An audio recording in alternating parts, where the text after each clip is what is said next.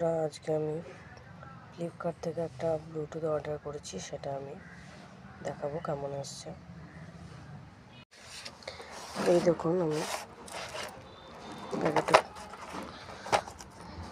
খুলে নিয়েছি। এই হচ্ছে ব্লুটুথটা। তো আমি ফোনে কানেক্ট করে দেখাচ্ছি। পাওয়ারটা আমি অন করে নিলাম। এখানে ইন্ডিকেটার লাইটটা জ্বলছে। ব্লুটুথটা আমি অন করে নিয়েছি, এবার কানেক্ট করবো। এই যে চলে আসছে নিউ ডিভাইস NB999।